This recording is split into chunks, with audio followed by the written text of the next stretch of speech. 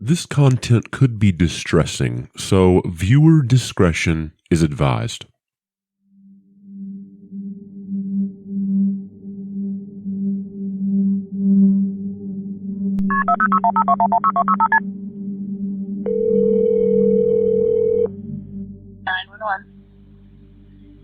Yeah, I just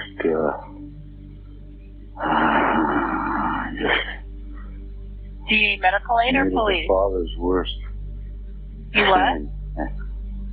I just committed a father's worst sin. Okay. I just shot my daughter in the head and my son in the head. There aren't too many things I can think of that are scarier than heavy depression and anxiety. This world has a way of applying extra weight to already hard circumstances, and our minds have a way of multiplying the pressure of situations. When left unchecked, it makes us more unsure of everything as time progresses.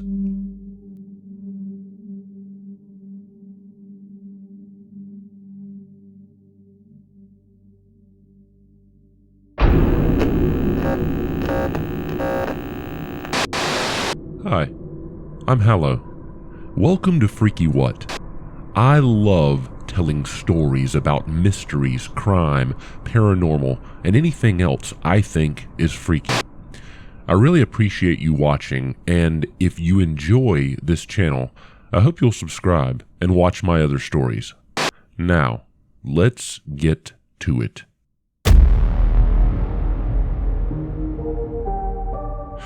In the quiet town of Puyallup, nestled among the evergreen forests of Washington state, lived a man by the name of Michael League. He was a pillar of his community, known for his warmth and kindness. Michael lived with the dream that many men have, a dream of having a solid family and creating a legacy to pass on to his children. However, life began presenting challenges involving people and their decisions. Challenges that seemed impossible to change without an act of God.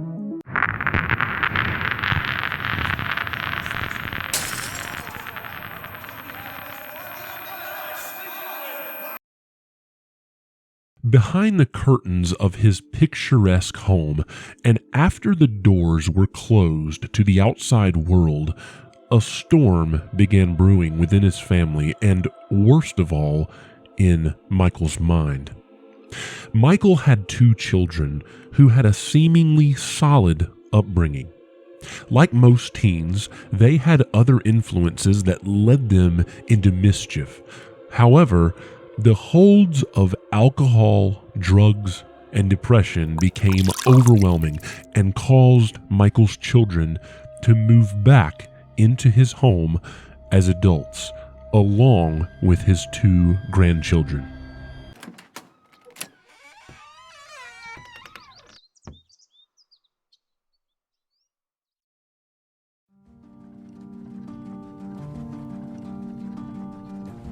One day, Michael and his wife, determined to enjoy a few days away, left their home in the care of their adult children who now lived in their home, Danielle and Dennis.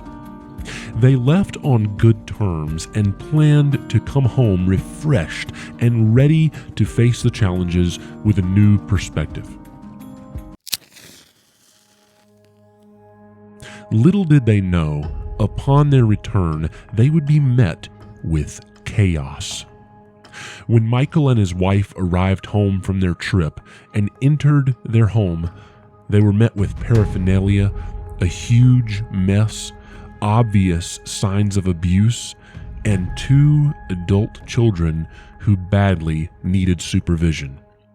The chaos included fighting as soon as they arrived home, name-calling, trash-talking, disrespecting Michael and his wife, and the list goes on. This hadn't been the first time that Michael's children had abused their privileges and abused Michael and his wife verbally. This weighed heavily on Michael's mind and made him unsure of what to do next. Their daughter Danielle battled unseen issues. Her actions revealed the beginnings of schizophrenia. Their son, Dennis, struggled under the weight of addiction, drowning in the clutches of alcohol's numbing embrace. On Saturday, March 23rd, 2013, Michael and his wife went to sleep, attempting to drown out the issues that plagued their family and just get some rest.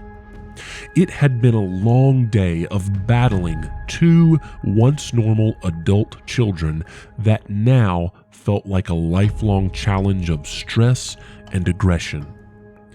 Soon, the tranquil stillness of the night was shattered.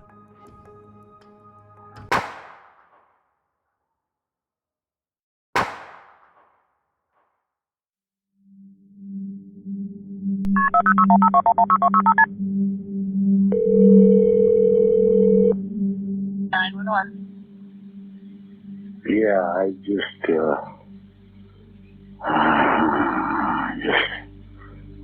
you need medical aid or committed police? the father's worst You what? sin. I just committed a father's worst sin. Okay. I just shot my daughter in the head and my son in the head. Okay, what is your address? I had to put them out of their misery. Okay, where are you at, Get rid sir? of their demons, and now I'm going to have to shoot myself. Okay, sir, are you armed? I can't hear you. Well, I need your address, please. Just a minute. Sir, what is your address?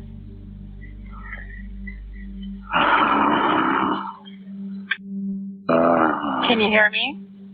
Yes. 1509 5th Street Southeast. Michael, tormented by despair and a long battle of never-ending struggles, believed his children were possessed by demons of addiction and mental illness. In a heart-wrenching moment of desperation, he took a path that no father should take. Okay, what? Do you have a weapon? Yes. Do you have the gun now? Yes, I do. Okay. It's all because of alcohol and drugs. You're Ordinance. Family apart. okay. My son has two boys upstairs sleeping. My wife is asleep. Okay, so there's more people in the residence? Yes, they're asleep. And you said that there's children in the residence? Yes, two. My son's little boys. Okay. What's your name? My name is Michael. Michael, what's your last name? Okay, Michael. Okay, you said you've been drinking tonight?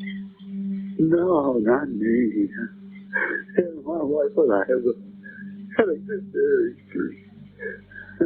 for 48 years.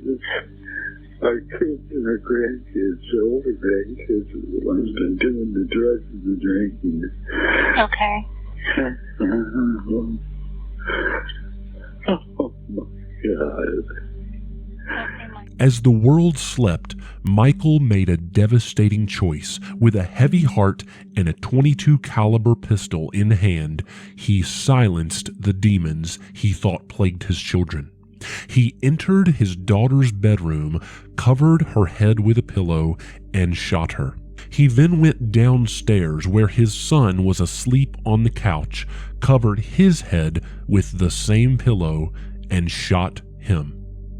Michael says he used a pillow because he sought to shield his grandchildren who were sleeping in another room from the horrific sounds. In the aftermath of the tragedy, and during Michael's court case, the community came forward and said they had witnessed this family's long battles, and neighbors like Bo Nye spoke of the turbulence that he knew existed behind closed doors. Michael's wife was completely unaware that he was in such turmoil over this situation until days before the shooting, when she recalls him saying, "I should just shoot him. Just shoot us all." She thought he was joking and angry. She had no clue that this day would actually happen. Raymond MacArthur, a friend of Michael's, stood outside the courtroom, bewildered by the shattered fragments of his once friend. "That's not the friend I know," he lamented, aching for the man he once knew.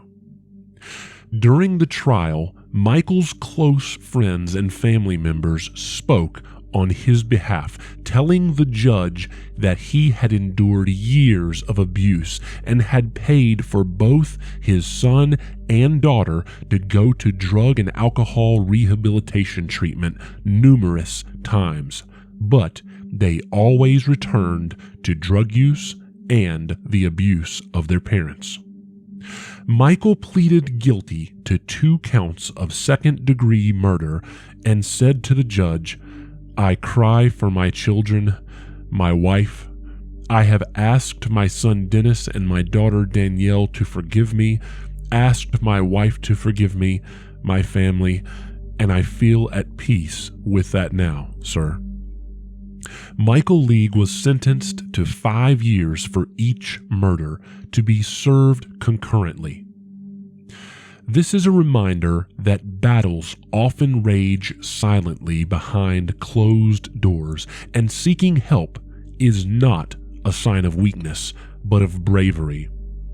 For Michael League and his family, the story became a chilling reminder of the ravages of untreated pain and the devastating consequences of silence. It's never ridiculous to ask for help for anything, no matter how strong you believe you are.